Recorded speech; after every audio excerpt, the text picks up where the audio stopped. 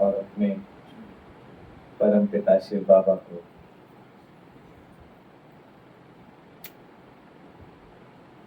परम धाम में याद करें।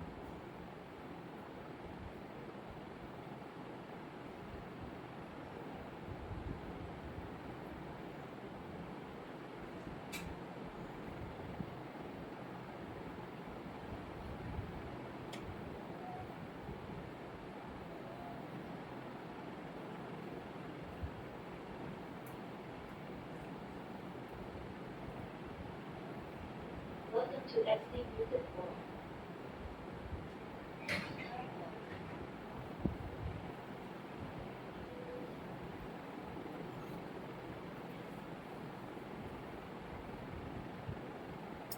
ओम शांति। पीछे तक आवाज आ रहा है? ठीक है।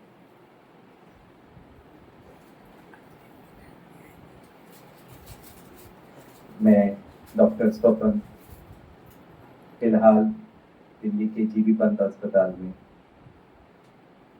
वरिष्ठ न्यूरोलॉजिस्ट के पद पर कार्यरत हूँ।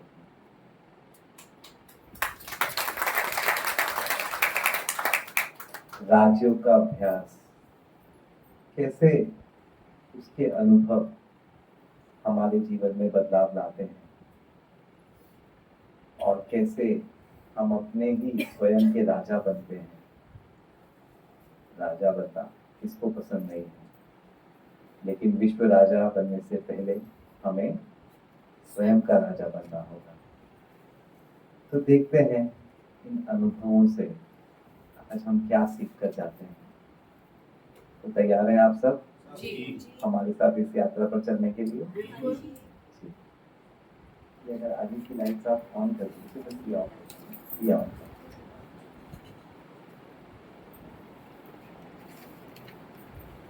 तो एक कहानी से हम शुरू करते हैं।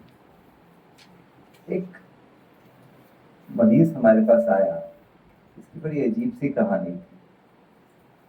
वो शराब पीता था, बहुत शराब पीता था, और शराब पीने की वजह से उसका लिवर खराब हो रहा था, और लिवर खराब होने की वजह से उसको शरीर में बहुत सारे बदलाव आ रहे थे।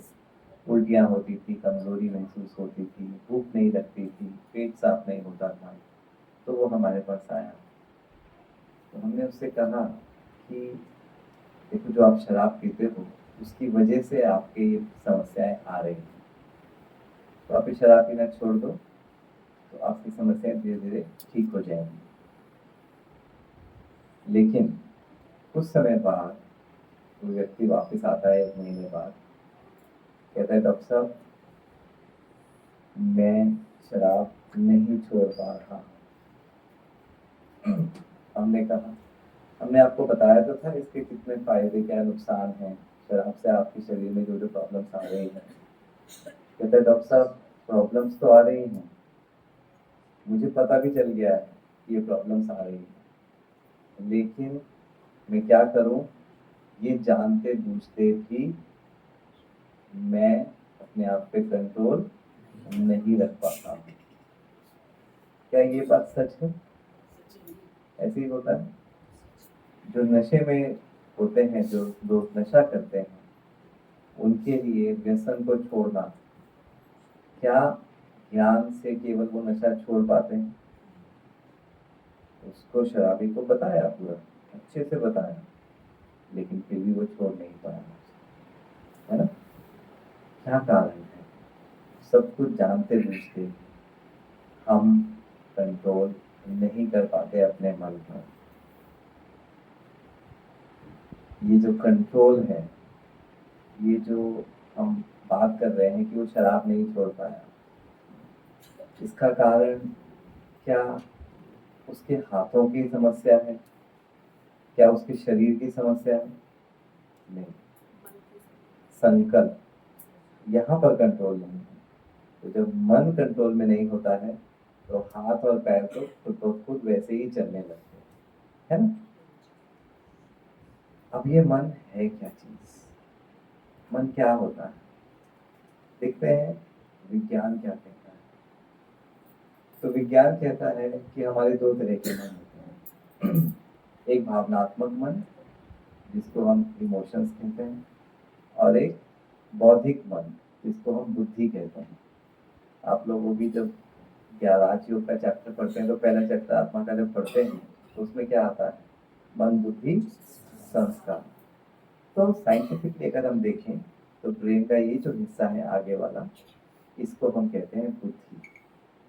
और यहाँ पर कान के थोड़ा सा ऊपर और आगे यहाँ पर होता है हमारा इमोशनल माइंड, इसको हम मन कह सकते हैं। ठीक है, इस मन में भावनाएं पैदा होती हैं, प्यार की, नफरत की, तलब की, आकर्षण की, गुस्से की, कोई भी इमोशन हो। अच्छा, एक सवाल आपसे पूछते हैं, कहते हैं ना कि मेरे दिल में उसके लिए बहुत प्यार है, या मेरे दिल में उसके लिए अच्छी फीलिंग्स नहीं है, तो ये दिल, ये वाले दिल की बात करते हैं? कौन से दिल की बात करते हैं? ये दिल तो केवल खून का दौरा बनाता है। अगर यहाँ पर इमोशंस होते तो फिर तो दिल बदलने से इमोशंस भी बदल जाते। तो ये जो मन है, इसको हमारी भाषा में अमाइक्याला कहते हैं। यहाँ से हमारी भावनाएं पैदा होती है और यहाँ से हमारी बौद्धिक क्षमता। ठीक है, चले आगे। अब आपके लिए सवाल है, इन दोनों में से, दोनों मन में से एक भावनात्मक मन है इमोशंस का, और एक बौद्धिक मन है बुद्धि का। इन दोनों में से शक्तिशाली कौन है? बुद्धि शक्तिशाली या मन शक्तिशाली? सबने आत्मा का चैप्टर पढ़ा है ना? बुद्धि शक्तिशाली या मन शक्तिशाली? बुद्धि शक्तिशाली। अच्छा चलो देखते हैं। जो कहते हैं बुद्धि शक्तिशाली, जरा हाथ खड़ा करें, पक्का हो जाएगा चैप्टर, देख लेते हैं किसको कितना आता है। और जो कहते हैं मन शक्तिशाली, तो आप लोगों को क्या अलग अलग कोर्स करवाया गया है क्या? आधे लोग कह रहे हैं मन शक्तिशाली, आधे लोग कह रहे हैं बुद्धि शक्तिशाली। क्यों दीदी, अलग अलग कोर्स हुआ है इन लोगों का? दोबारा से पूछते हैं, और जिन्होंने हाथ नहीं उठाया वो भी उठाया। सबसे पहले बुद्धि शक्तिशाली कौन कौन कहते हैं? लंबा हाथ, बहुत अच्छा। मन शक्तिशाली, अभी भी आधे आधे। चलो देखते हैं इसका रहस्य क्या है, देखना चाहते हैं। जो व्यक्ति था, इसको ज्ञान तो मिला, बुद्धि में ज्ञान तो आया, लेकिन वो फिर भी शराब नहीं छोड़ पाया। कारण क्या था? जब कोई शराब पीता है ना, तो शराब पीने से एक रसायन पैदा होता है जिसको कहते हैं डोपामाइन। नाम सुना है आप लोगों ने? तो वो प्लेजर हार्मोन होता है, वो हमें खुशी देता है। ठीक है, और शराब क्योंकि वो खुशी पैदा कर रहा है, तो उसको ज्ञान तो है, लेकिन जब जब उसको खुशी चाहिए तो वो किसका सहारा ढूंढता है? शराब। तो इससे क्या समझ में आया कि जो हमारा मन है, भावनात्मक मन, और जो बुद्धि है, लॉजिक, उन दोनों में जब तनाकशी होती है तो कौन जीत जाता है? मन। उसको पता है कि मेरे को नहीं पीना है, लेकिन जब खुशी चाहिए होती है तो उसका वो जो बुद्धि है वो पीछे हो जाती है। तो ठीक बात। और यही कारण है जो ये जो 5 विकार है, काम, क्रोध, लोभ, मोह, अहंकार। अच्छा, हम सब कब से, बचपन से, अभी भाई सब सुना रहे थे कि पहले से भी हम सब लोग जानते हैं। बचपन से किसी ने हमें कभी कहा कि गुस्सा करना चाहिए? नहीं। बचपन से हम सुनते हैं गुस्सा करना खराब बात है, जानते हैं ना? लेकिन अभी हाथ खड़ा करके बताएंगे कि जिसने गुस्से पर संपूर्ण विजय प्राप्त कर ली।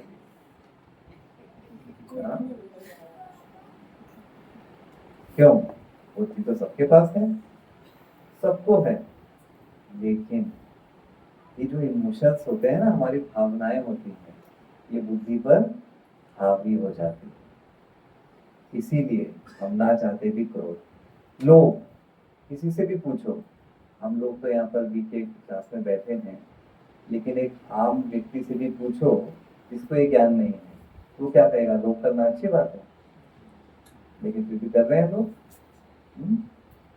मोह, माताएं यहाँ पर बैठी हुई हैं, वैसे तो भाई भी हैं, लेकिन माताओं में थोड़ा ज्यादा होता है। मोह अच्छी बात है, खराब बात है?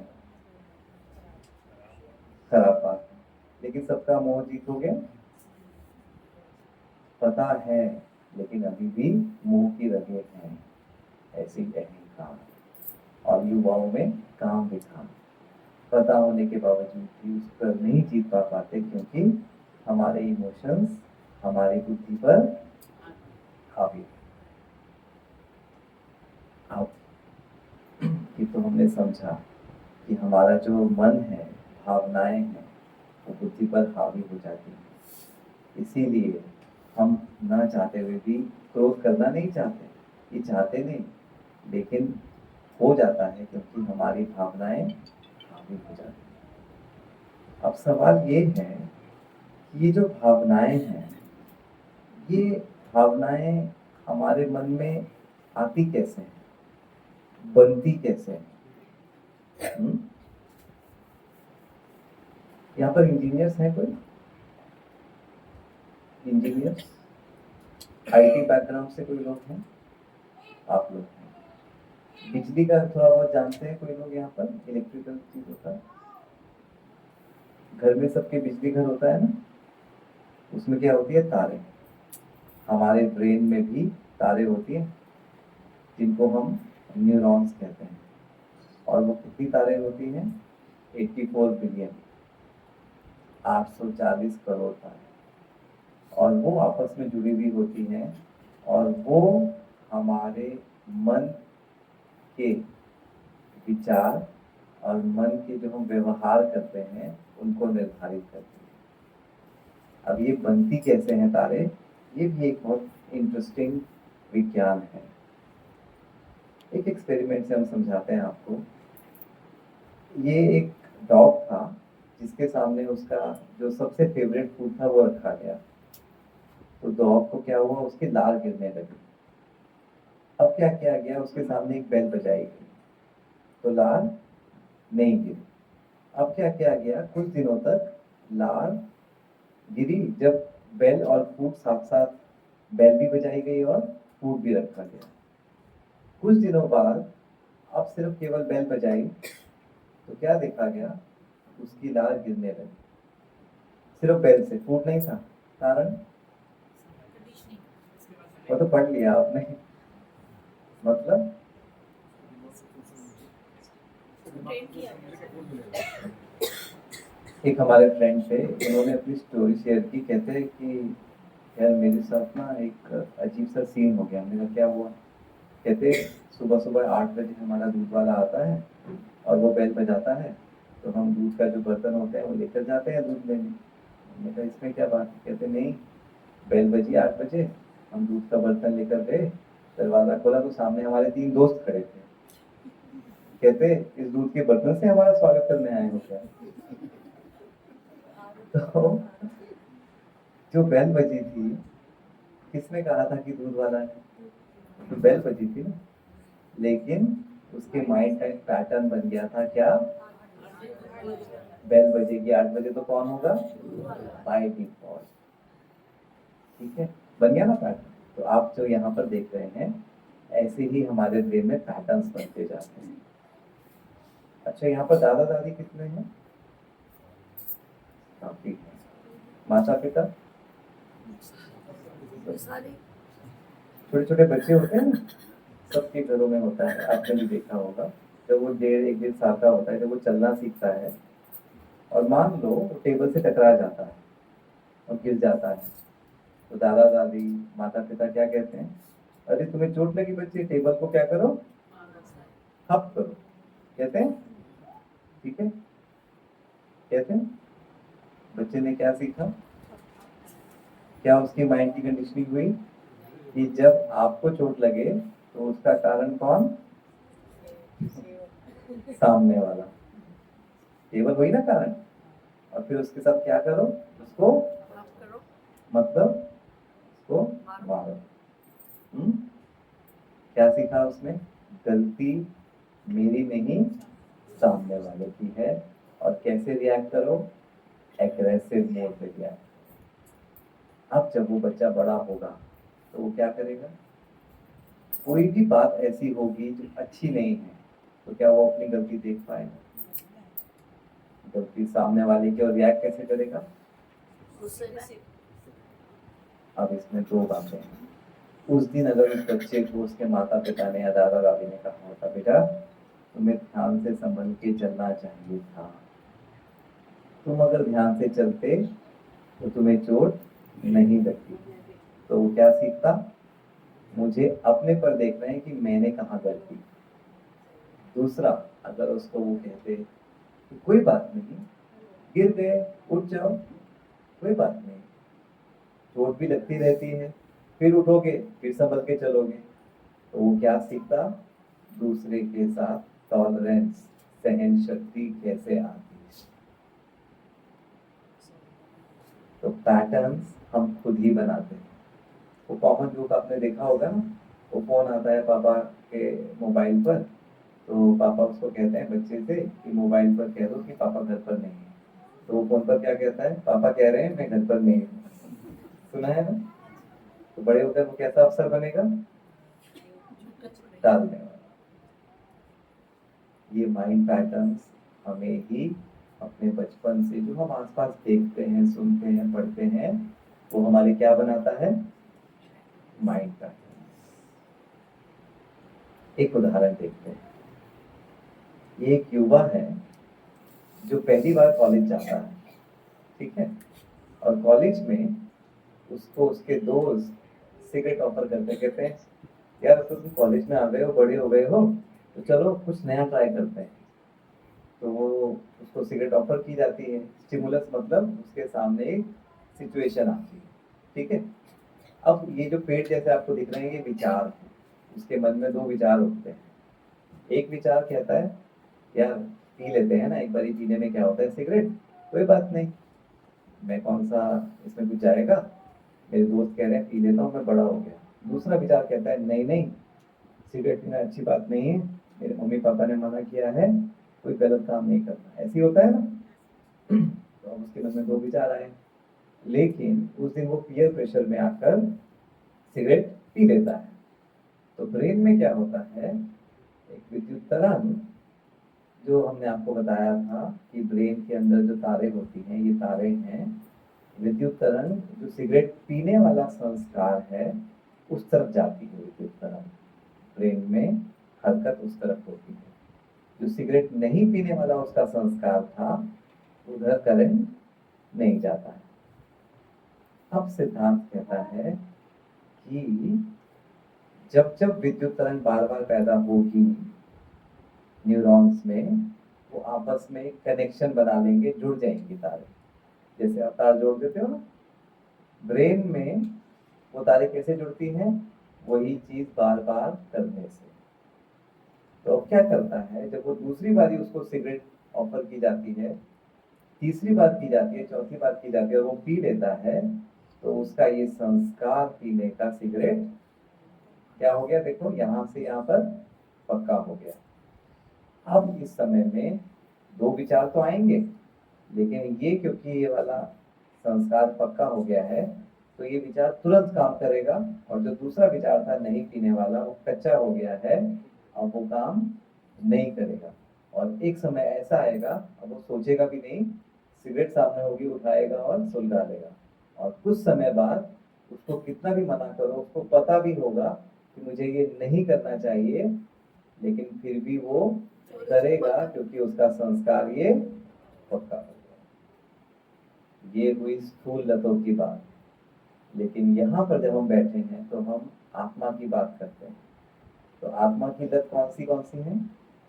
5 विकार: काम, क्रोध, लोभ, मोह, अहंकार, छल, हठ, ईर्ष्या, द्वेष, आलस्य, अलबेलापन।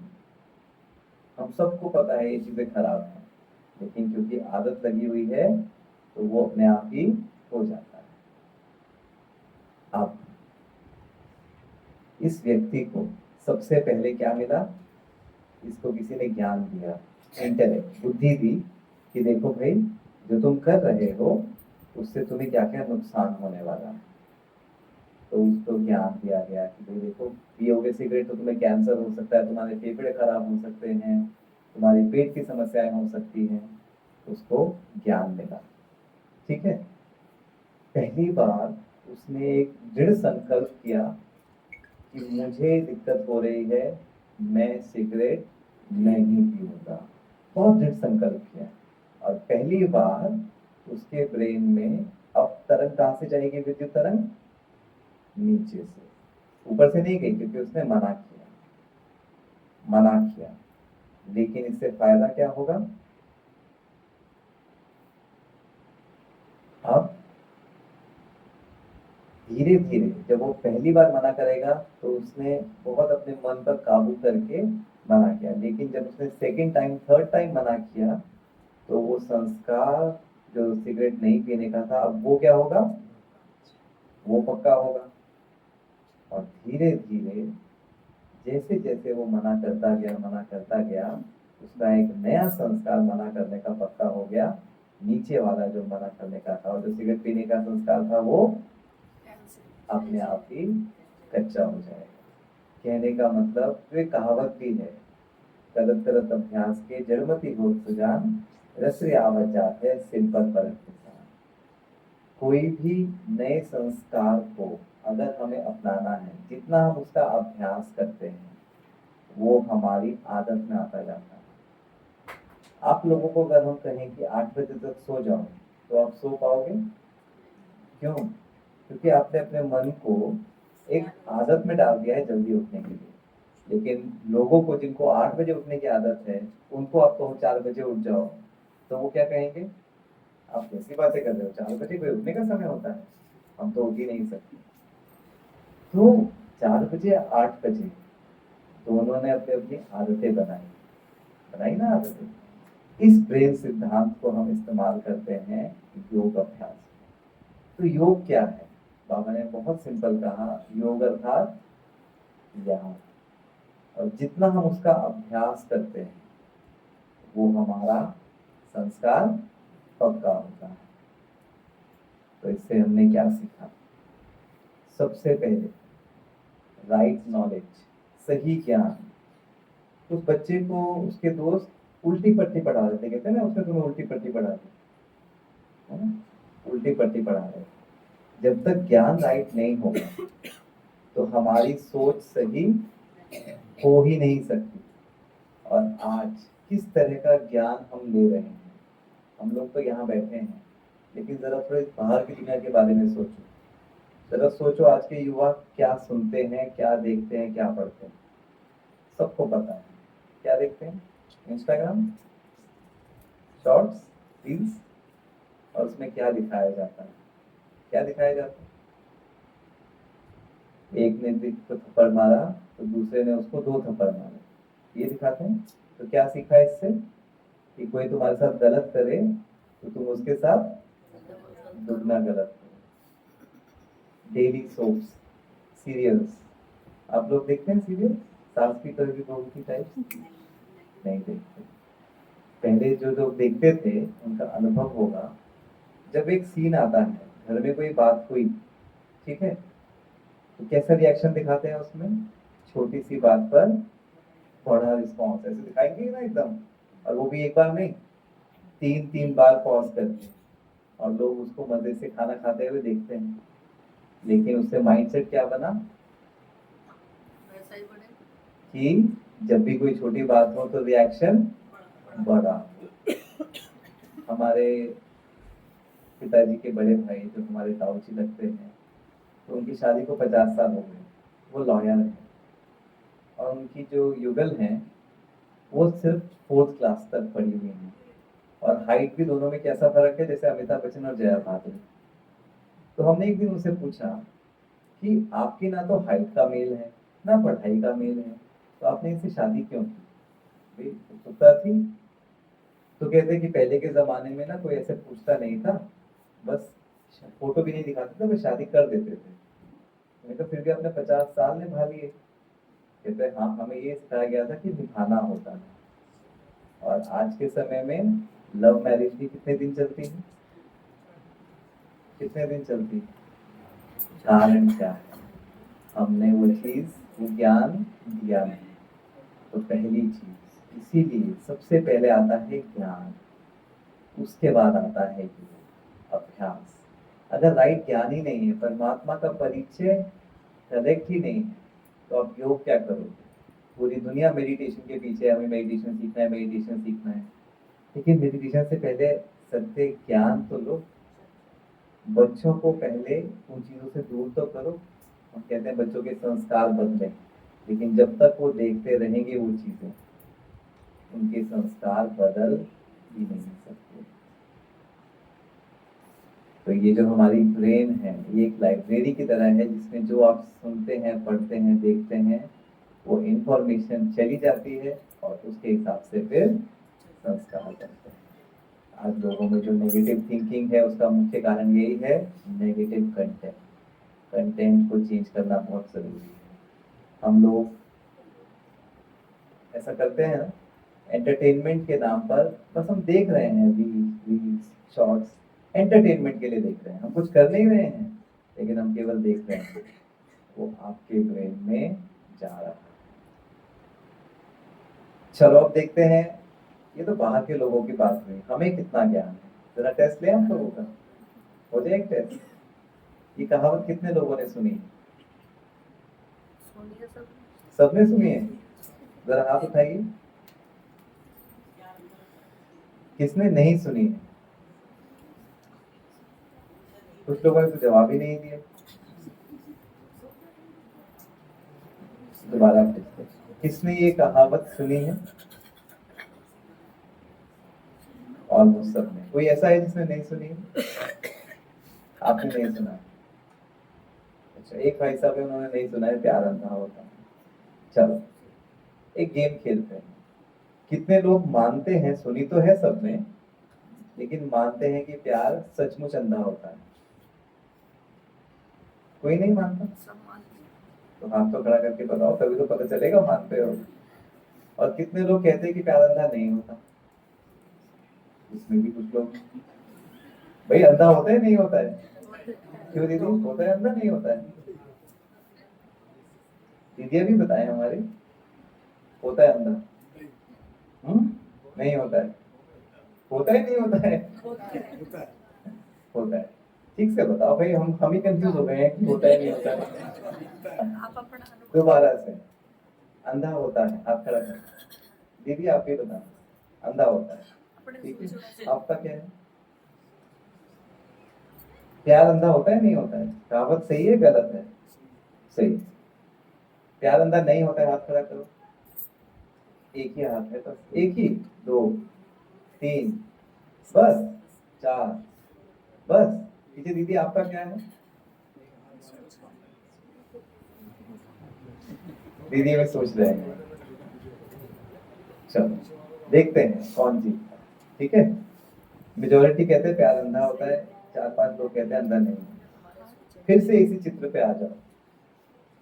एक भावनात्मक मन और एक बुद्धि, ठीक है?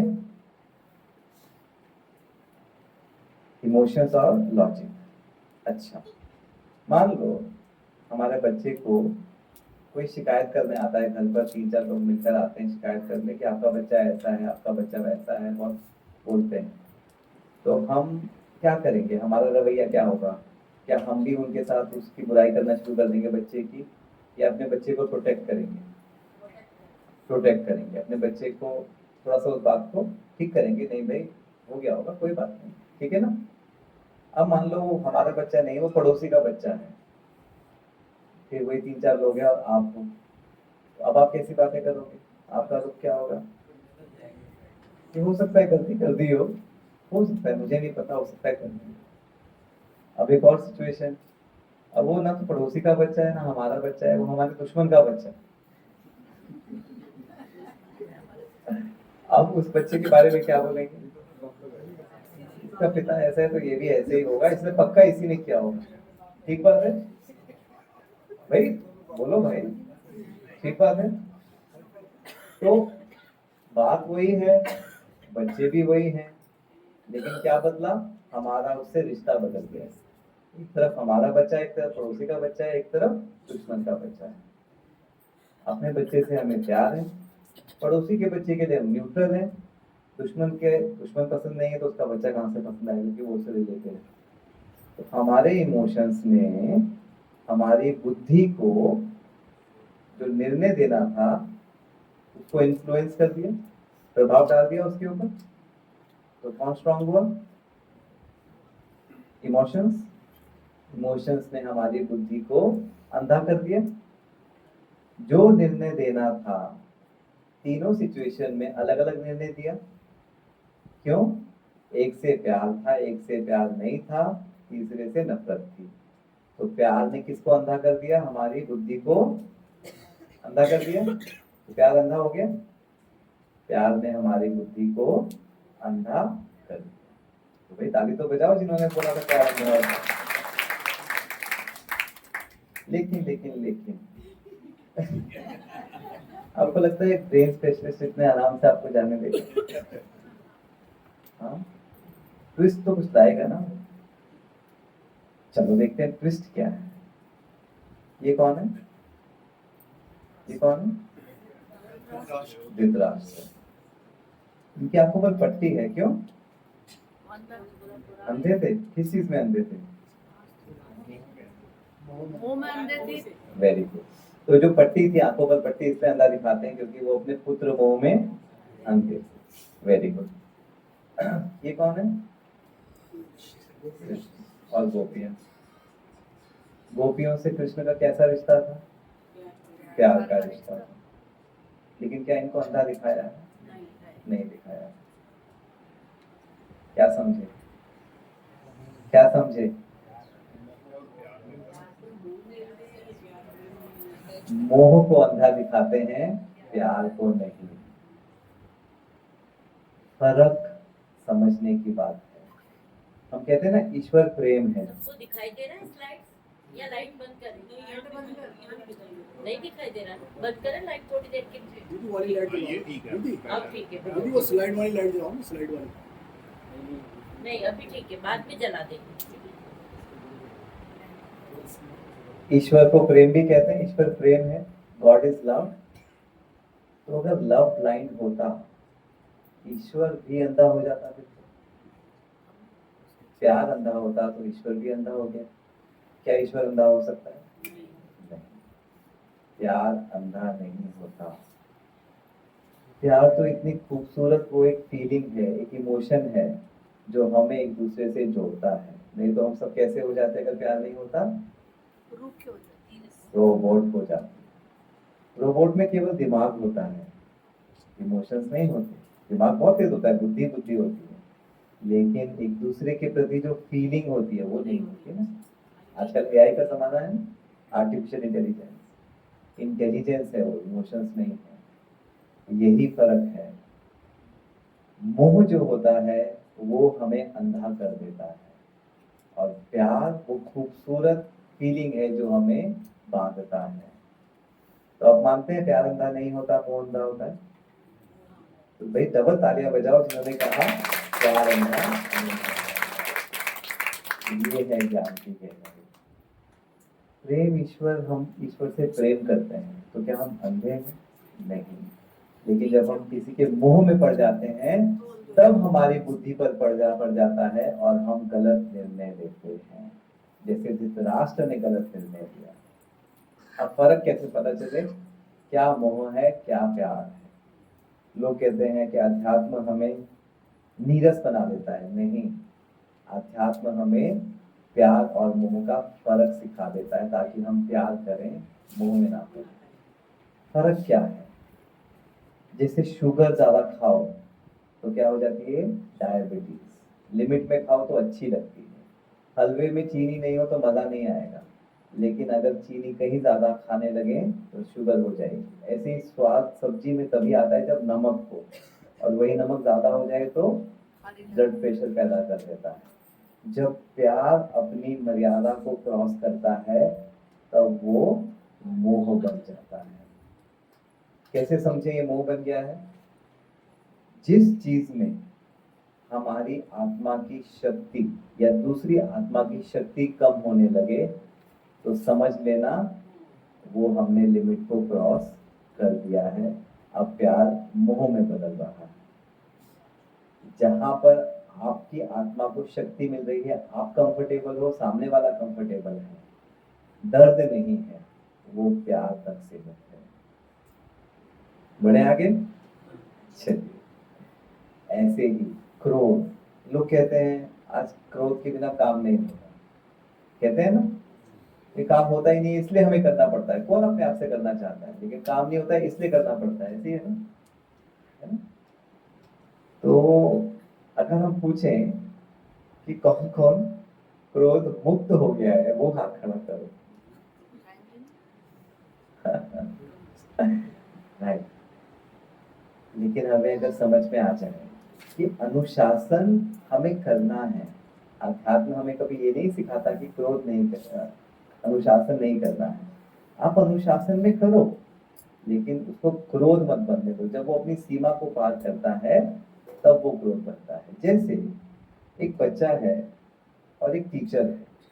अब वो टीचर, बच्चा गलती कर रहा है, टीचर उसको क्लास में समझा रहा है कि देखो बच्चे, अगर तुम गलती करोगे तो ये परिणाम होगा, तुम्हारे मार्क्स कम आएंगे, तुम फेल हो सकते हो, तुम्हें पढ़ना चाहिए। ये क्या है? अनुशासन करना।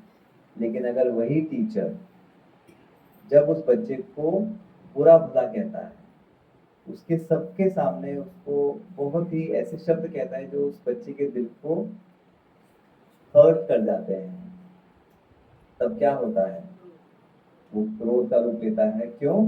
पहले केस में बच्चे को बुरा नहीं लगता, उसको समझ में आता है। दूसरे केस में बच्चे को दर्द होता है। सिर्फ बच्चे को नहीं होता, जो टीचर जो क्रोध कर रहा है, क्या उसको फायदा हो रहा है? जब कोई क्रोध करता है तो उस समय में उसके शरीर में भी नुकसान होता है। हमें याद आता है, हमारे एक डॉक्टर साहब, बहुत सीनियर डॉक्टर, तो हमसे ऐसी बात कर रहे थे, कहते हैं मैंने क्रोध करना छोड़ दिया। वो बीके नहीं है। तो हमने कहा अपना आपने छोड़ दिया क्रोध करना? कहते हाँ मैंने बिल्कुल छोड़ दिया। कैसे? कहते कुछ महीनों पहले वो फोन पर बात कर रहे थे किसी से और बीपी भी चेक करवा रहे थे अपना, तो फोन पर कुछ ऐसी बात हुई जो अप्रिय थी और उनको अंदर क्रोध आया, और जैसे ही उन्होंने देखा क्रोध उनको आया, बीपी का पारा 20 डिग्री बढ़ गया। कहते मुझे समझ में आया कि मैंने प्रत्यक्ष देखा, सुना था कि क्रोध करने से बीपी पल्स बढ़ जाता है, हमें हृदय रोग ज्यादा होते हैं, लेकिन मैंने प्रत्यक्ष देखा कि बस मेरे मन में विचार वो क्रोध का आया और बीपी का पारा 20 डिग्री बढ़ गया।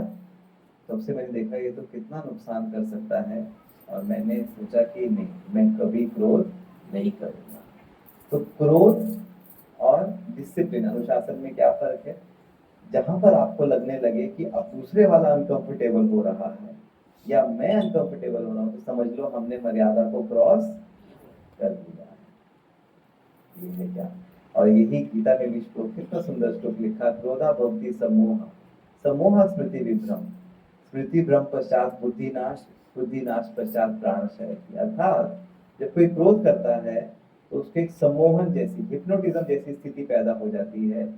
अब उसकी बुद्धि काम नहीं कर पाती, बुद्धि से वो सही निर्णय नहीं ले पाता, और जो निर्णय सही नहीं लेगा वो गलत कार्य करेगा, गलत कार्य करेगा तो उसके प्राण अर्थात उसका जीवन ही नष्ट हो जाएगा, क्योंकि जैसा कर्म वैसा फल बनता है। तो अनुशासन करो, लेकिन उसको क्रोध में बदलने मत दो। ये जितने भी 5 विकार हैं, ये हमारी भावनाओं के विपरीत रूप हैं। प्रेम जब हद से ज्यादा बढ़ जाता है तो वो काम का रूप ले लेता है। अनुशासन हद से ज्यादा बढ़ जाता है, वो क्रोध बन जाता है। जरूरत और आवश्यकता से कहीं अपनी हद पार कर लेती है तो वो लोभ बन जाती है। अगेन स्नेह मोह बन जाता है, और अपनी सेल्फ रिस्पेक्ट ईगो में बदल जाती है। चले आगे। इसका अभ्यास कैसे करें? चाहते हैं ना कि हम ये विकारों पर विजय प्राप्त करें। तो ये लाओत्सी हैं, चाइनीज मास्टर। तो एक बार क्या हुआ, ये सत्संग कर रहे थे, तो इन्होंने सबको बताया कि क्रोध नहीं करना चाहिए।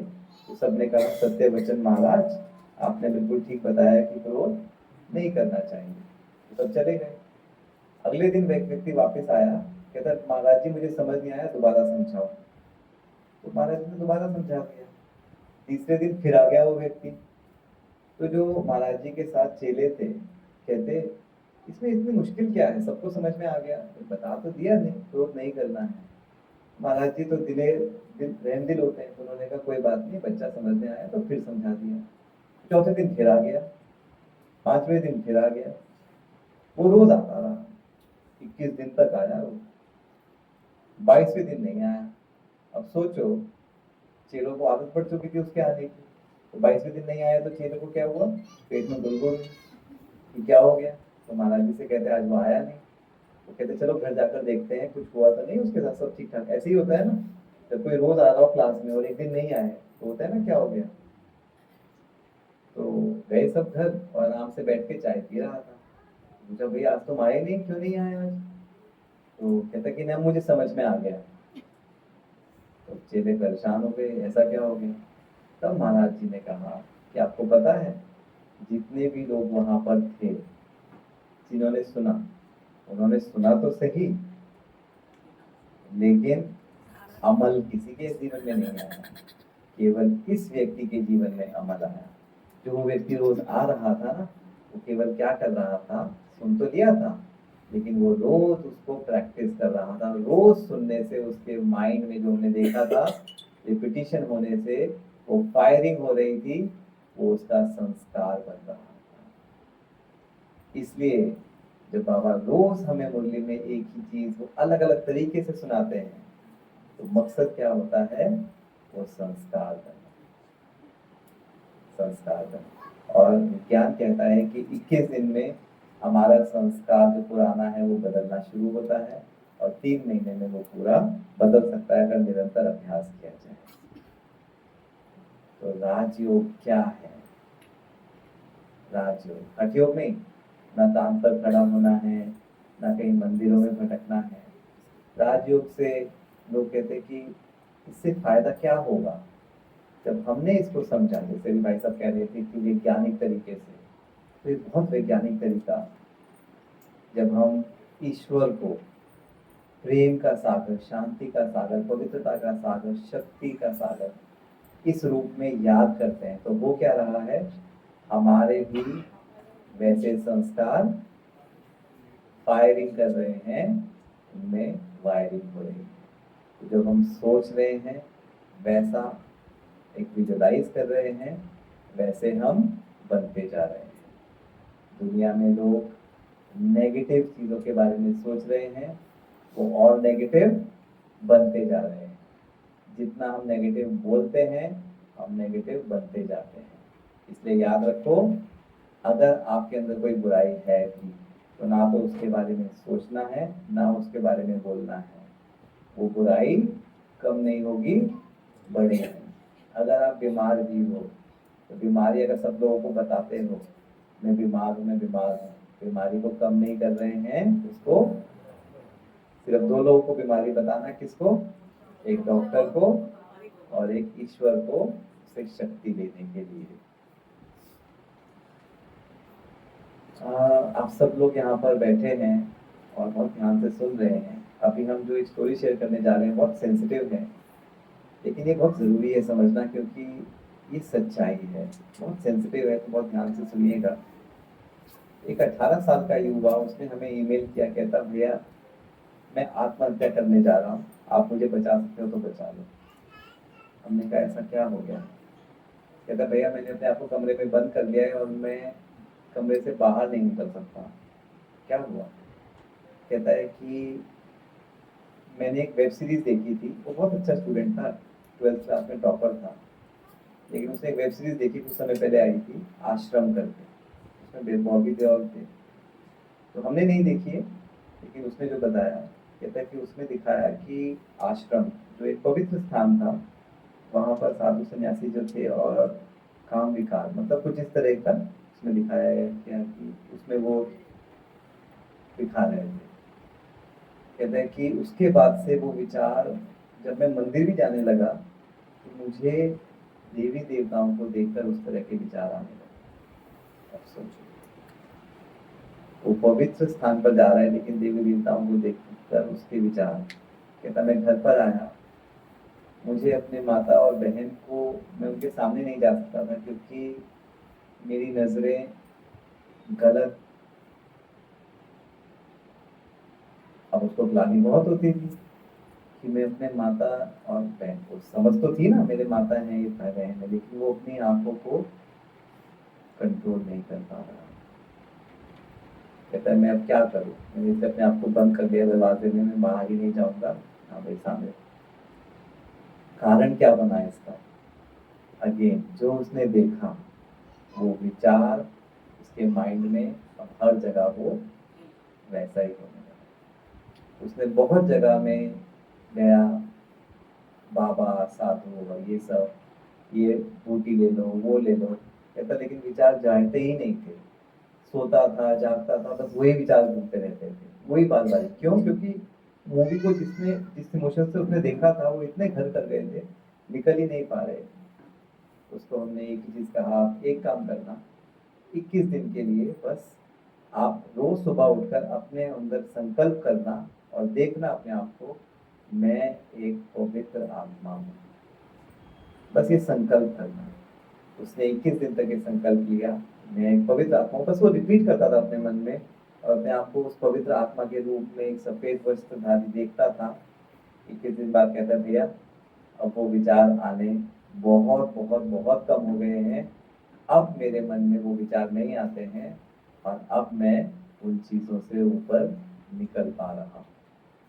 तो उसने क्या किया, जो पुराना वाला सर्किट उसका था उसने उसको अपने बार बार थॉट से याद, बाबा ने हमें कहा योग अर्थात याद, याद की शक्ति से 21 दिन में उसको बदल दिया और व्यक्ति, वो युवा ऐसे ऐसे ऐसे हो गया। अब वो बहुत खुश है और वो और युवाओं को अपनी कहानी से प्रेरित करता है और इस दलदल से बाहर निकालता है। युवाओं में काम विकार और दूसरा लत, नशे की लत बहुत ज्यादा है, इससे वो सबकी मदद करता है।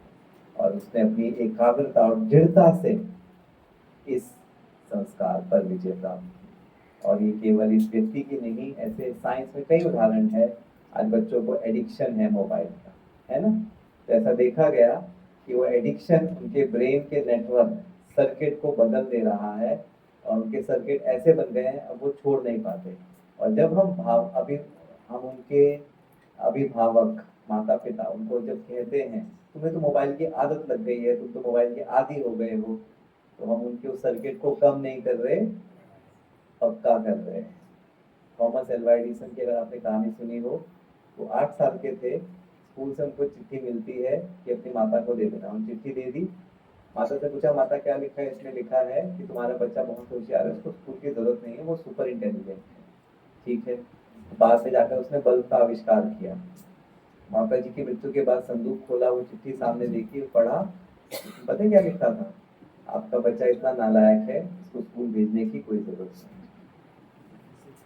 जैसा विचार हम दूसरे के मन में डालते हैं वो उसका संस्कार बनाता है। संकल्प से सृष्टि निर्माण होती है। और यही युवा जब इनको मेडिटेशन योग में उनको संकल्प दिया जाता है कि मैं नशा मुक्त हूँ, मैं इस एडिक्शन से मुक्त हूँ, मैं मोबाइल को उतना ही प्रयोग करता हूँ जितना जरूरी है, मैं इसका आदी नहीं हूँ, मैं इसका गुलाम नहीं हूँ, वो उनके संस्कारों को, ब्रेन के कनेक्शन को बदल सकता है और वो अपने एडिक्शन से छुटकारा पा सकते हैं। ऐसे ही जो लोग दुखी रहते हैं उन लोग जब स्वमान लेते हैं कि मेरे अंदर बहुत खुशी है, मैं सुख स्वरूप आत्मा हूँ, मैं खुश स्वरूप आत्मा हूँ, तो उनके संस्कार डिप्रेशन के बदल जाते हैं। समझते हैं? ये है योग की शक्ति। एक और एक्सपेरिमेंट, हम लोग बहुत एक्सपेरिमेंट करते हैं, इंसानों पर नहीं करते, किस पर करते हैं? खासतौर से बंदर पर। क्यों? क्योंकि बंदर इंसान से बहुत मिलता जुलता है। तो एक एक्सपेरिमेंट किया गया, एक बंदर को केला खिलाया गया और केला खिलाते हुए देखा कि उसके ब्रेन में क्या हुआ। ठीक है, अब एक और बंदर को लिया गया। अब ये पहले वाले बंदर को दूसरे बंदर को केला खाते हुए देखना था, तो वो केवल देख रहा था। फिर से उसके पहले वाले बंदर की ब्रेन की स्कैनिंग की गई, तो पता है क्या पाया गया? बिल्कुल वही हिस्से जब वो केला खा रहा था देखते हुए भी सक्रिय हो रहे थे। मतलब जब वो खा रहा था या देख रहा था, ब्रेन में हरकत वही हो रही थी। ये बहुत मुश्किल चीज नहीं है समझने की। अगर गुलाब जामुन मैं खाऊं तो आपके मुंह में पानी आएगा? गुलाब जामुन तो मैं खा रहा हूँ, पानी आपके मुंह में भी आ रहा है। ऐसे ही किसी को बहुत खराब चोट लगी होती है, खुला हुआ जख्म होता है, तो हमारे मन से भी चोट तो उसको है। ये ब्रेन का एक सिद्धांत होता है जिसको कहते हैं मिरर न्यूरॉन प्रिंसिपल, अर्थात जैसे शीशे में आप अपना अक्स देखते हो, वो हूबहू दिखाई देता है, लेकिन वो आप नहीं होते, वो अक्स होता है। ऐसे ही मन जो है, बुद्धि जो है, जो आप खुद के साथ हो रहा है या देख रहे हो, आपके लिए वो वैसा ही ब्रेन में एक हरकत पैदा करता है। ये बहुत इंपॉर्टेंट है। क्यों? हम जब लोगों को देखते हैं आसपास, हम कहते हैं हम सिर्फ देख रहे थे, हम कुछ कर नहीं रहे थे, हम तो तमाशा देख रहे थे। लड़ाई हो रही थी पड़ोस में, हम तो केवल देख रहे थे। लेकिन सिर्फ देखने मात्र से आपके ब्रेन में लड़ाई का, गुस्से का, उसमें जो इमोशंस वो लोगों के हैं वो भी सक्रिय हो रहे हैं। अब इसका अच्छा प्रयोग भी किया जा सकता है। कैसे? कई बार ये बहुत जटिल समस्या आती है। वो समस्या क्या है? कुछ लोग कहते हैं कि आप हमें कहते हो योग से आप अपने संस्कारों को बदल सकते हो, अपने मन को खुश कर सकते हो, लेकिन जो लोग बहुत डिप्रेस्ड होते हैं ना, कहते हैं मेडिटेशन में हमारा मन ही नहीं लगता है, ध्यान भटकता है, हमारा ध्यान इधर उधर जाता है, तो हम मेडिटेशन ही नहीं कर पाते, तो हम संस्कार क्या बदलेंगे? उनके लिए ये सिद्धांत काम करता है। कैसे? आप उनको केवल सेंटर पर ले आओ। जब वो यहाँ पर बैठे हैं ना, उनको कुछ नहीं करना। तो जब आसपास के लोगों को देखेंगे शांत, खुश, सुख में, आनंद में, वो केवल देखने मात्र से उनके ब्रेन का वो सर्किट एक्टिवेट हो जाएगा। तो इसीलिए कहा जाता है कि घर पर योग नहीं, सेंटर पर आकर योग करो, क्योंकि यहाँ पर वातावरण है। जब हम एक दूसरे को उस अवस्था में देखते हैं, तो जो हम सुनते हैं मुरली, उससे कहीं ज्यादा एक दूसरे को देखकर हमारे ब्रेन के सर्किट वो एक्टिवेट होते हैं। तो ऑब्जर्व करने से भी हमारे माइंड के पैटर्न बनते हैं। तो हमें वही ऑब्जर्व करना चाहिए जैसा हम माइंड का पैटर्न बनाना चाहते हैं। ऐसा ही एक आदमी, बड़ी अजीब सी उसकी कहानी थी। वो हमारे पास आया, कहता डॉक्टर साहब मैं खुश नहीं रहता हूँ, बहुत दुखी हूँ। तो हमने पूछा क्या प्रॉब्लम है? आपका स्वास्थ्य में कोई प्रॉब्लम है? कहता नहीं डॉक्टर साहब, स्वास्थ्य ठीक है। तो फिर घर में कोई कलह क्लेश है? कहता नहीं, घर वाले भी बहुत अच्छे हैं। तो क्या पैसे की तंगी है? कहता नहीं, पैसे भी सब। तो प्रॉब्लम क्या है?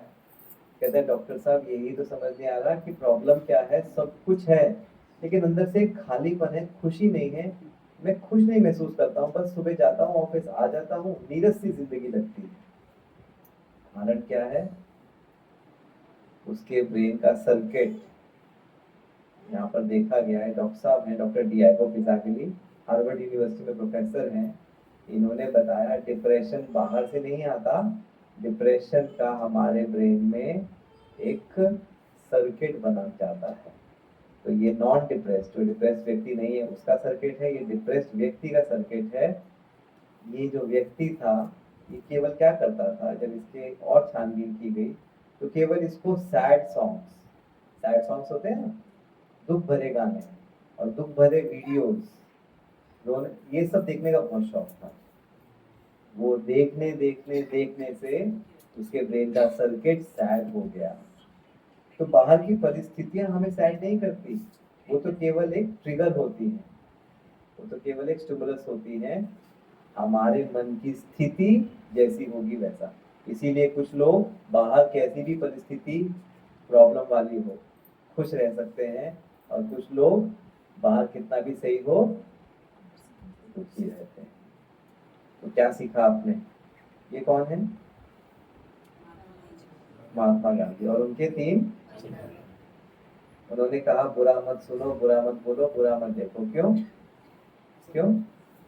क्योंकि आप समझ गए क्यों? तो वही हमारा जो सुनेंगे, देखेंगे, बोलेंगे वैसा हम, कितना ध्यान रखना होगा। ठीक है, पक्का पक्का। आज आपको चौथा बंदर भी दे देते हैं। कौन सा? सोचो वेरी गुड, बहुत समझदार है। बुरा मत सोचो, क्योंकि जो सोचेंगे वैसे भी हम सोच कर सोचेंगे। अब अपने हर थॉट को चेक करना, क्या ये सोचने लायक है, और नहीं है तो इसको क्रॉस कर देना। तो सुनना, देखना, बोलना और सोचना हमारे मन को बनाता है। मन को कंट्रोल, तो दीदी ने कहा मन को साधना। तो साधना है सबसे पहले, क्या हम ले रहे हैं मन के लिए भोजन है, उसको देखना होगा। चौथा, केवल सूक्ष्म भोजन नहीं, स्थूल भोजन भी मन पर असर डालता है। हम सात्विक भोजन की बात करते हैं, हम कहीं बाहर जाते हैं ना, तो लोग कहते हैं ठीक है हम आपके लिए लहसुन प्याज नहीं डालेंगे, आप खा लेना। तो खा लेना चाहिए। क्यों? लहसुन प्याज नहीं डाल रहे हैं, कहते हैं लहसुन प्याज नहीं डालेंगे आपके लिए, खा लेना, जैन फूड है, खा लेंगे। क्यों नहीं खाएंगे? क्यों नहीं खाएंगे? जैन फूड है, सात्विक फूड है, लिखा होता है ना सात्विक फूड है, वैष्णव भोजनालय। हाँ, एक्सपेरिमेंट किया गया, डॉक्टर्स इस बात को नहीं मानते कि योगी बनाए कोई भी बनाए, लेकिन अब एक्सपेरिमेंट क्या किया गया, एक व्यक्ति जो बहुत आक्रामक था, उसके पेट के बैक्टीरिया को लिया गया और वो बैक्टीरिया दूसरे चूहों में जब डाल दिया गया तो देखा गया कि वो चूहे भी, सीधा व्यक्ति में तो नहीं डालेंगे, पहले चूहों पर करते हैं एक्सपेरिमेंट, वो चूहे भी आक्रामक हो गए। ये देखा गया कि भोजन जैसा बनाते हैं, उसके वाइब्रेशन जैसे होते हैं, उस तरह के हमारे पेट में बैक्टीरिया बनते हैं, और वो बैक्टीरिया हमारे मनोस्थिति पर डायरेक्ट असर डालते हैं, जिसको हम कहते हैं गट ब्रेन एक्सिस। हमारे पेट से, जैसे होम्योपैथी में बहुत कहते हैं कि पेट से ही सारी बीमारियां पैदा होती हैं, आज एलोपैथी में भी इस बात को माना जा रहा है कि पेट से हमारे ब्रेन की भी मन की समस्याएं पैदा होती हैं। तो इसीलिए जो आपने कहा, भोजन केवल उसकी क्वालिटी, उसमें वेजिटेरियन है नॉन वेजिटेरियन नहीं, वो कौन बना रहा है, उसके वाइब्रेशन क्या है, उस हिसाब से हमारे मन की स्थिति भी निर्धारित होती है। और आखिरी में फाइनल स्टोरी, फिर हम वाणी को विराम देंगे। ये किसकी कहानी है? चालाक लोग। किस किसने सुनी है? सभी ने सुनी है, बच्चों को भी सुनाते हैं ना। जिसको नहीं पता है, एक लोमड़ी जाती है जंगल में, तो वहां पर देखती है अंगूर की बेल होती है, वो बहुत कोशिश करती है, हाथ नहीं पहुंचता, और वो वहां से चल पड़ती है। क्या कहती है? अंगूर तो खट्टे हैं। सुनिए सबने, जिसने नहीं भी सुनी सुन ली। अब भाई सबको हाथ उठाना है, तो सवाल पूछेंगे। समझदार लोग हो ना, बुद्धि है ना, बाबा की बुद्धि है ना, सोच के जवाब देना। ठीक है, सभी जवाब देंगे, पक्का? पक्का, दीदियां भी।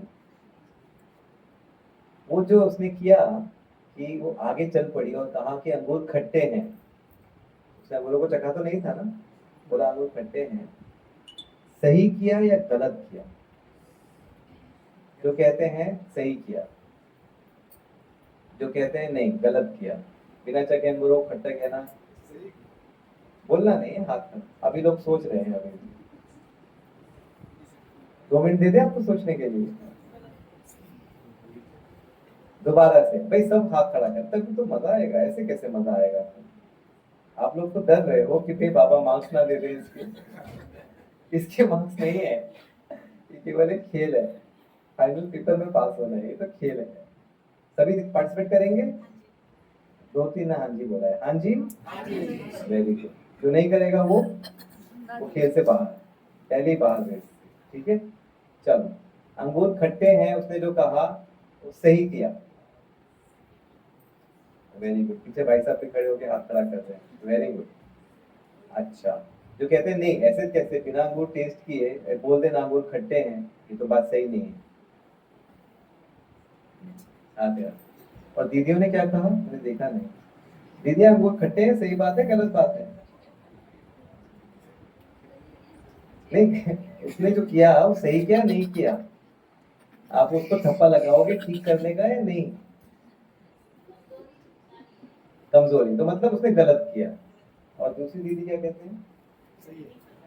अच्छा सुना चलो दीदी अंगूर खट्टे हैं लोमड़ी ने कहा, तो उसने जो कहा अंगूर खट्टे हैं, आप सुनिए ना लोमड़ी की कहानी, चालाक लोमड़ी। तो उसने जो कहा उसने सही किया या गलत किया? कह कर ये बात अंगूर खट्टे हैं, उसको कहना चाहिए था ऐसा या नहीं कहना चाहिए? सवाल ये। देखो हर एक का अपना आपका देखो टीचर वैसा टीचर वैसे स्टूडेंट। आप ऐसे जवाब दोगे तो वो भी कल को आपको दीदी देखो देखेंगे हम सेवा के लिए आएंगे नहीं आएंगे, बताएंगे। सर एक तो ठीक है ना जी दीदी, सही हम है। इंतजार कर रहे हैं आपके जवाब। सही है। वो तो सही है। उसको नहीं मिला तो उसने कह दिया अंगूर खट्टे हैं। तो सही क्या है? अब सही है। आपसे पूछे, आप सही है। उसको कोर्ट में, आपकी कोर्ट में खड़ी हुई है, आप धर्म राज दो, सही है किया गलत किया? गलत में है ना दीदी तो। जल्दी कीजिए। अपने मन को तो समझाना था ना। देखो आप बहुत अच्छी पॉलिटिशियन बन सकते हैं दीदी, राजनेता। अच्छा बेटा अच्छा। दीदी को पक्का राजा का पद मिलेगा। नाम दीदी ही जवाब नहीं राज आया अभी तक। अच्छा चलो ठीक है। सही। कितने लोग, फिर से चेंज करने का एक आखिरी मौका, सही किया हाथ खड़ा करो। नहीं गलत बात है, ऐसे बिना टेस्ट किए नहीं कहना चाहिए था। चलो तो ऑलमोस्ट 55 और 55 कहते हैं, 55% की गलत किया, 45% कहते हैं ये ठीक किया। अब देखें क्या सही क्या गलत। हाँ पक्का ढूंढे जवाब मिलकर, पक्का बच्चों ढूंढे जवाब। छोटे बच्चे भी बैठे हैं। उसने कोशिश की, ठीक है, अंगूर नहीं मिल रहे थे। अब ऑप्शंस क्या क्या थी उसके पास? एक तो वो कोशिश करती रहती करती रहती करती रहती, हाथ पहुंच नहीं रहा था, वहां पर बैठकर रोने लग जाती, अंगूर मिल नहीं रहे हैं, इतने ऊपर हैं, हाय कोई तो मदद करो, हाय क्या तो करो। दूसरा उसने ऑप्शन क्या चुना, वो आगे चल पड़ी और बोला अंगूर खट्टे हैं। अगर उस लोमड़ी ने गलत किया होता तो इस कहानी का नाम चालाक लोमड़ी नहीं बेवकूफ लोमड़ी होता, है ना, चतुर लोमड़ी। अगर उसने गलत किया होता तो इस कहानी का नाम क्या होना चाहिए था? बेवकूफ लोमड़ी। लेकिन इस कहानी का नाम क्या है? तो वैसे तो कहानी के शीर्षक में ही उत्तर है। अब वो चालाकी कैसे की, अब वो आगे बढ़ गई, इससे फायदा क्या हुआ? पहला, उसके मन की जो व्यथा थी कि मुझे अंगूर नहीं मिल रहे हैं, उसने उसको शांत कर। आगे बढ़ गई, मूव ऑन कर गई कि ठीक है। दूसरा फायदा क्या हुआ, उसके मन में जो ये चलता रहता अंगूरों को देख देख कर, विचार चलते रहते ना, मिल नहीं रहे हैं मिल नहीं रहे हैं, उससे वो छूट गई। दूसरा फायदा क्या होता जो हुआ, आगे चलकर उसको अंगूरों से भी बेहतर चीज मिली जो वो ले पाई। अगर वो वही रुक जाती तो आगे का जो उसका चांस जो और अच्छा मिल सकता था उससे वो नहीं मिलता, वंचित रह जाता। तो क्या किया उसने? समझदारी। समझदारी का काम किया, इसी को कहते हैं मूव ऑन। वो लोमड़ी कितनी समझदार थी कि अंगूर नहीं मिल रहे तो आगे बढ़ जाओ, लेकिन हम मनुष्य अपने जीवन में सोचो, ये जीवन है, अंगूर दूर होंगे, नहीं मिल रहे, आपने कोशिश की, कोशिश करो, लेकिन जब नहीं मिल रहे हैं तो आगे बढ़ जाने में ही अटक नहीं जाओ। और सफलता भी होगी, कुछ काम नहीं भी बना। आज लोग फिजिकली तो अलग हो जाते हैं लेकिन मन से अलग नहीं होते, उसी चीज के बारे में सोचते रहते हैं। इसको कहते हैं डिटैचमेंट। डिटैचमेंट का मतलब ये नहीं है कि हम कुछ करें नहीं, डिटैचमेंट का मतलब है, वैराग्य का मतलब है आप करो लेकिन जो उसका फल आया उससे अटैच मत हो जाओ, उसको आगे बढ़ जाओ। अच्छा हुआ तो भी ईश्वर को, और नहीं हुआ तो भी ईश्वर को देकर आगे बढ़ जाओ। वो आपके लिए एक नया रास्ता संभाल रहा है। लेकिन अभी भी मेरा एक सवाल एक है कि चलो वो आगे बढ़ गई, लेकिन ये कहने की क्या जरूरत थी कि अंगूर खट्टे हैं? वे बढ़ जाती है आगे। वेरी गुड, उनके लिए क्लैपिंग हो जाए उन बहन के लिए उन्होंने जवाब दिया। आगे तो बढ़ जाती, लेकिन अगर वो जब तक ये नहीं कहती है अंगूर खट्टे हैं, उसके मन में चलता रहता हाय मेरी किस्मत मीठे अंगूर रह गए। लेकिन जैसे ही उसने बोला अंगूर खट्टे हैं, खट्टे अंगूरों की तरफ मन नहीं जाता, तुरंत ही खट्टे थे ना, अच्छा हुआ मैंने नहीं खाए। बाबा हमें जब बार बार रोज याद दिलाते हैं दुनिया, अगर बाबा कहते हैं ना दुनिया बहुत अच्छी है बहुत अच्छी है, और तुम इसको छोड़ दो तो छोड़ते? जब बाबा कहते हैं दुनिया कब्रिस्तान है, दुनिया किसी काम की नहीं है, तो अपने आप ही छूट जाता है। तो उसने जब ये कहा, सिर्फ चलना नहीं कि अंगूर खट्टे हैं, उसने अपने मन को हटा दिया। तो अपने मन को इस दुनिया से हटाने का क्या तरीका है, मन को ईश्वर में साधने का क्या तरीका है? बहुत सिंपल है, बार बार याद दिलाओ। ये दुनिया क्या है? कब्रिस्तान है, ये खत्म हुई पड़ी है, ये जाने वाली है, मुझे आगे बढ़ना है, आसान हो जाएगा। और ये कितने भी आपके आसपास में भी जो लोग हों उनको समझाओ। हम फिजिकली तो दूर हो जाते हैं, लेकिन मन से उसके साथ लगे रहते हैं। सोचना सबसे पहले उनको बोलो बंद करो। प्रॉब्लम को जितना सोचोगे वो प्रॉब्लम जाने वाली नहीं है, बढ़ने वाली है। क्लोज दी मैटर, समस्या को बढ़ाओ नहीं, सोचते नहीं रहो उसको चिंतन नहीं, चिताओ नहीं, उस मैटर को क्लोज करो।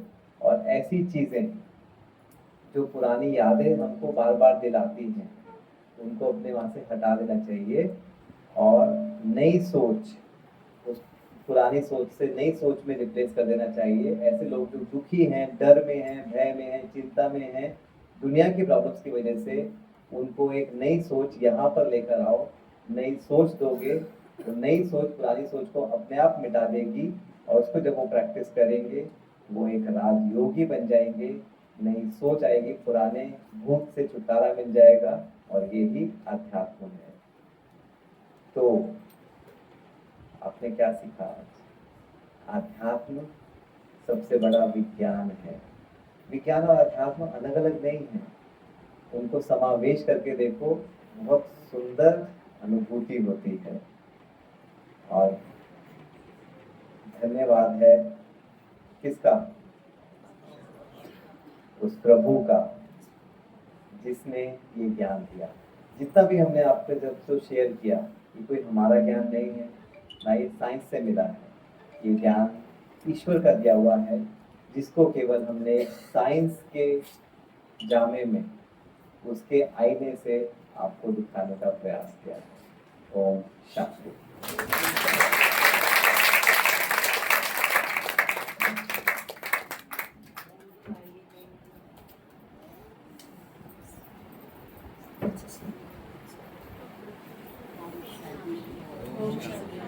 ओम शांति।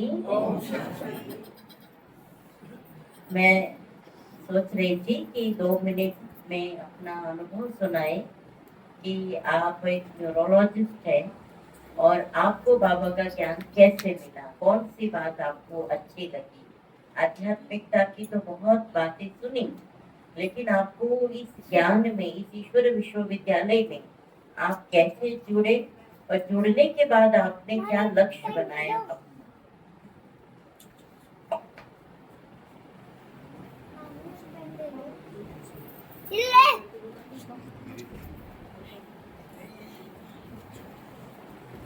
ये बात सत्य है कि हम एक न्यूरोलॉजिस्ट हैं,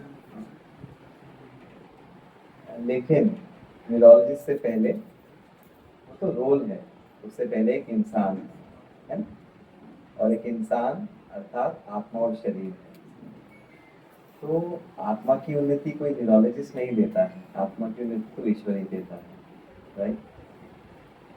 हमारे जीवन में ये ज्ञान कैसे आया, कौन सी बात टच की? अगर हम इसको ऐसे देखें कि कौन सी बात हमें टच बाबा की नहीं करती है, तो शायद कोई भी एक बात नहीं है जो ईश्वर की, शिव बाबा की हमें टच नहीं करती।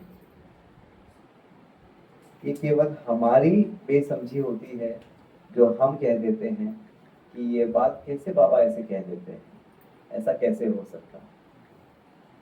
लेकिन ईश्वर की कोई भी एक भी बात वो हो ही नहीं सकती। ईश्वर है ही सत्य, तो वो तो असत्य हो ही नहीं सकता।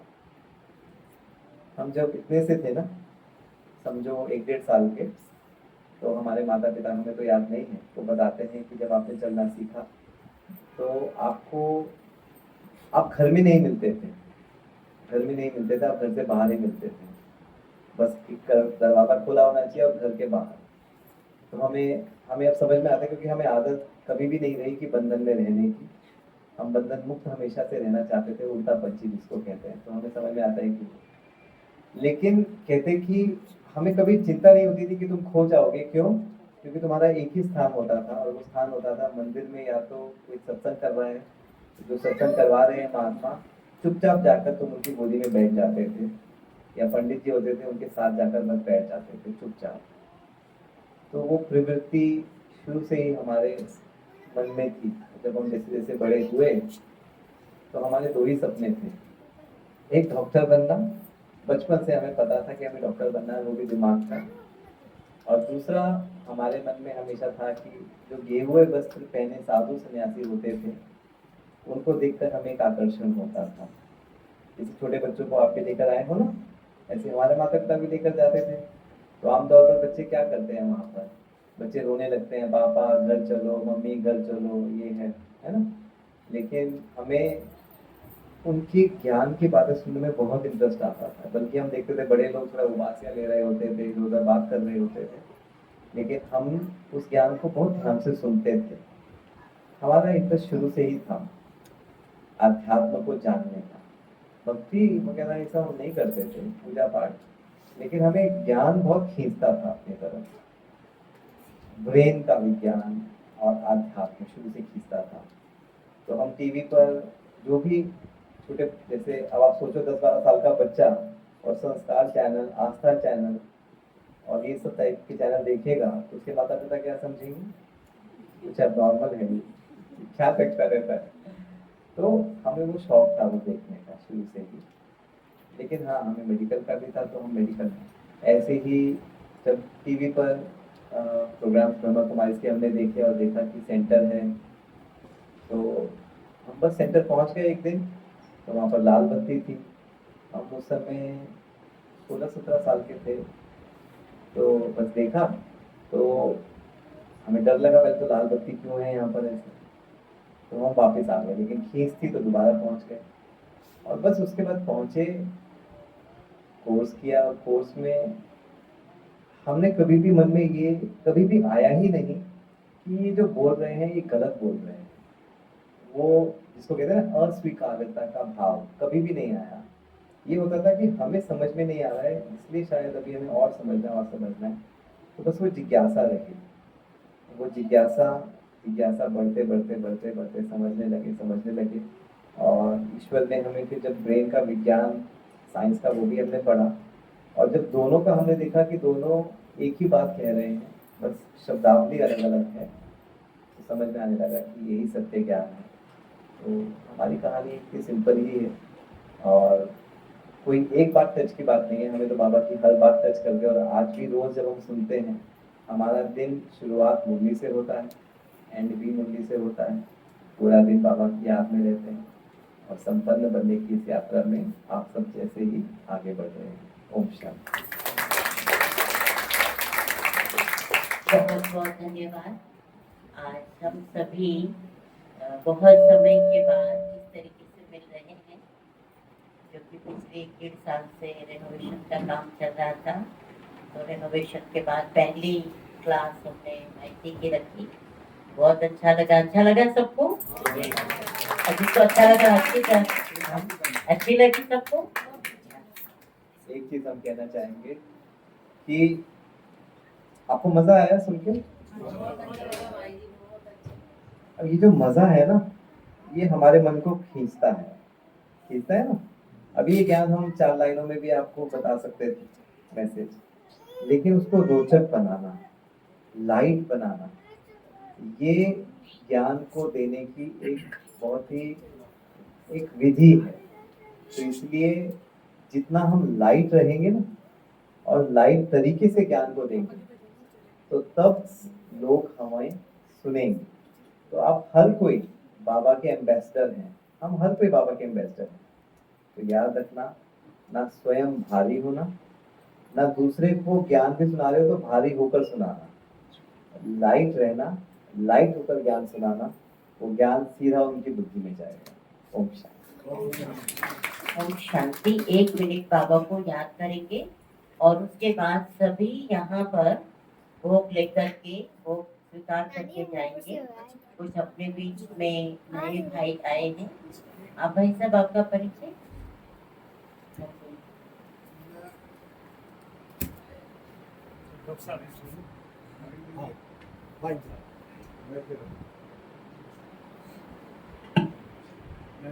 डॉक्टर गौरव वॉल्यूम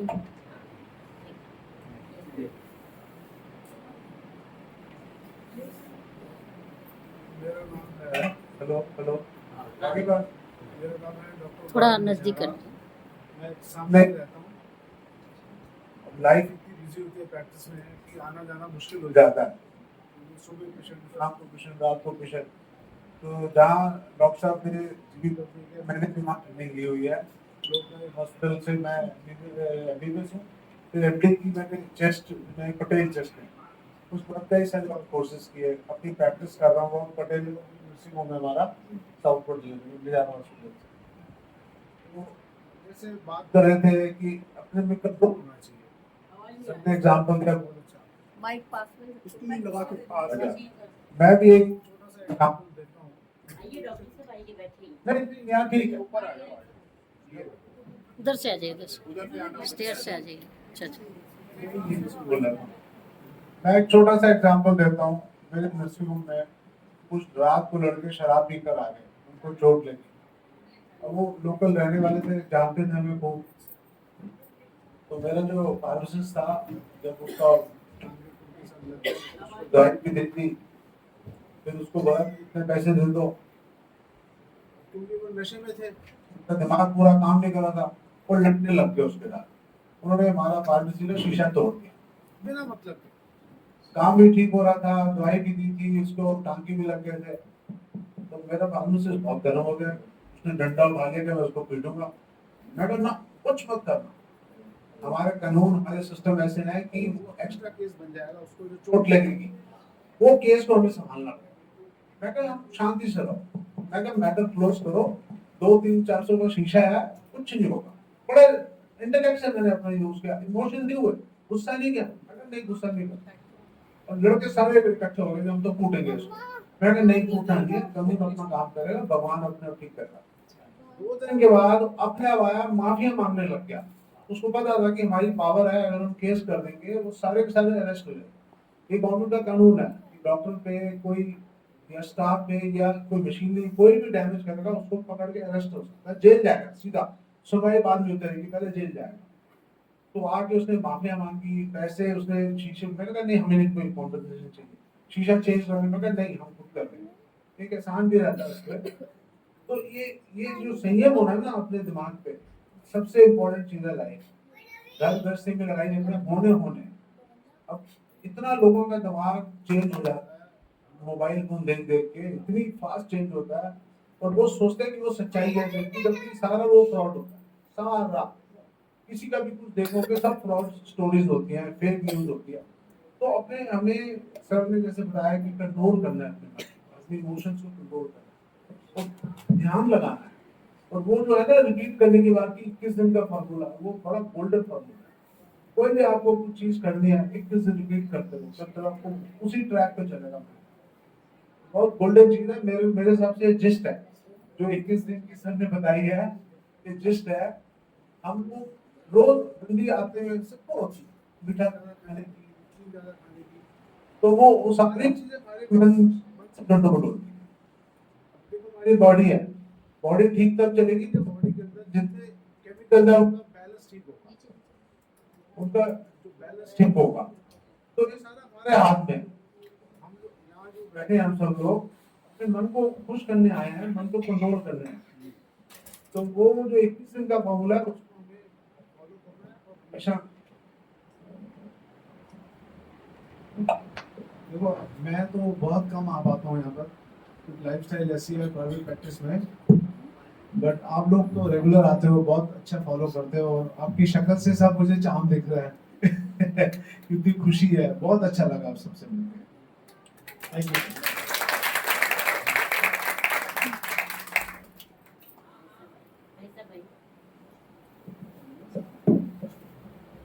भैया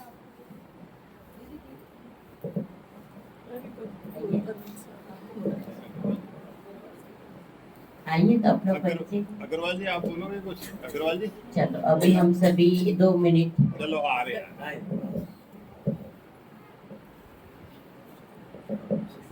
ये हमारे ऊपर पड़ोसी हैं। दीपक अग्रवाल नाम है मेरा। मैं आज फर्स्ट टाइम आया हूँ यहाँ पर।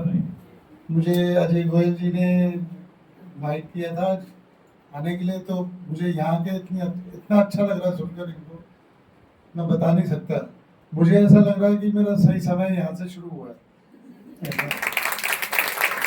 दूसरी चीज़, इनकी बातें सुनकर कुछ चीज़ें सोचकर मुझे इतना अच्छा लग रहा है। अब जैसे कई बार मैं देखता हूँ, मैं गाड़ी चला रहा हूँ या कई लोगों को देखता हूँ तेज चला रहे थे, हर आदमी भागने में लगा हुआ है।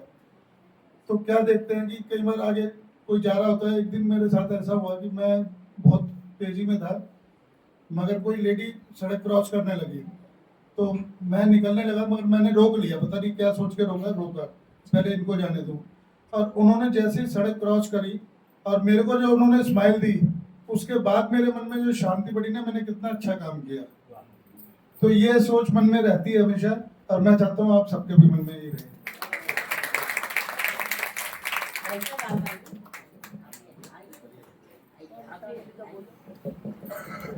ये भी हमारे पड़ोसी हैं। दोनों का नाम दीपक है। दोनों मैं दीपक आनंद जी, हाँ। अजय गोयल जी के दीपक। नेबर हैं। अजय गोयल जी ने भी कहा कि आइए यहाँ पे, और यहाँ के काफ़ी अच्छा लगा। बाकी मन तो करता है कि आप हर बार ही आए यहाँ पर। आना है। काफ़ी अच्छा लगा, काफ़ी अच्छा, मुझे आपके विचार वगैरह काफ़ी अच्छे हैं, काफ़ी अच्छा उन्होंने बताया, तो काफ़ी अच्छा लगा। आगे बाकी मेरा मन कर रहा है कि आगे भी हमें आते रहें। आते रहे नहीं, आना ही है, आपका घर है। हमारे जो दादी जी हमेशा कहती थी कि आपके बाप का घर है, तो बाप के घर अपने घर आने में कोई संकोच नहीं करना चाहिए। ठीक है, आइए भाई साहब, आप भी अपना आइए। डॉक्टर विकास भाई के पीछे जो भैया ये हमारे डॉक्टर विकास भाई हैं। आप सभी कहते हो कि हमारे पास टाइम नहीं है।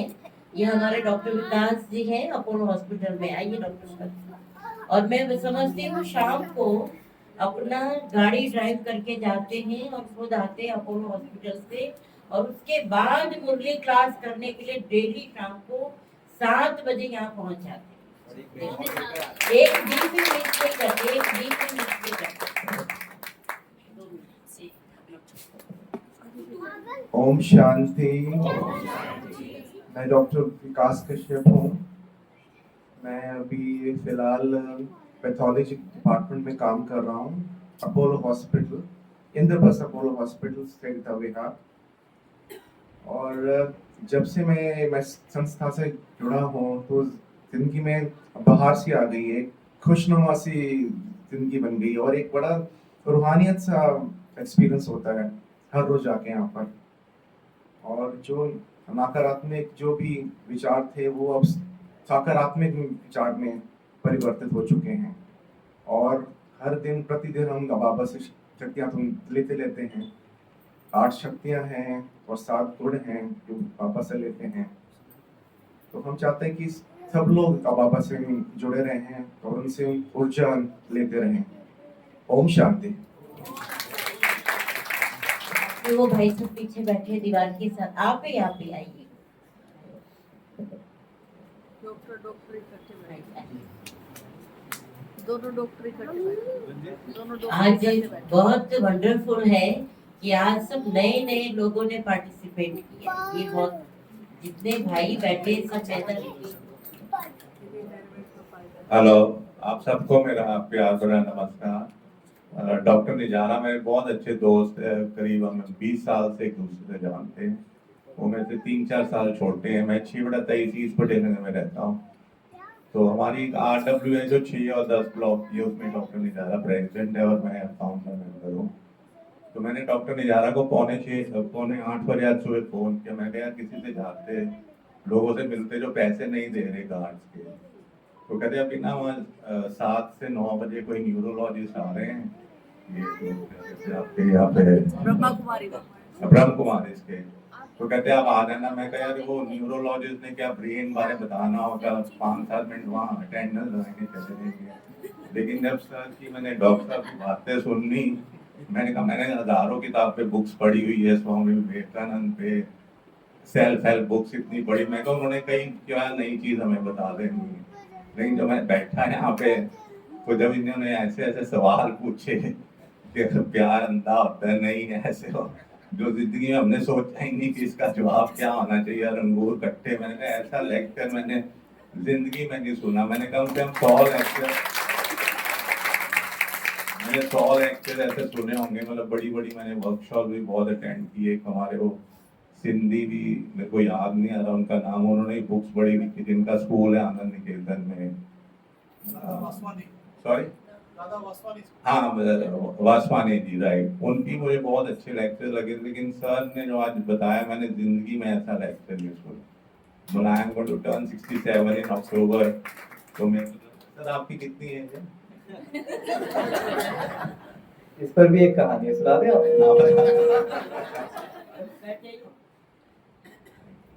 एक बार जनक राजा थे, तो उन्होंने एक सभा बुलाई, विद्वानों की सभा, शास्त्रार्थ करने के लिए। शास्त्रार्थ समझते हैं, इंटेलेक्चुअल डिबेट। तो दूर दूर से आए बड़े बड़े विद्वान शास्त्रार्थ इंटेलेक्चुअल डिबेट करने के लिए कि विद्वानों की डिबेट होगी और कौन जीतता है। सब बैठे हुए थे,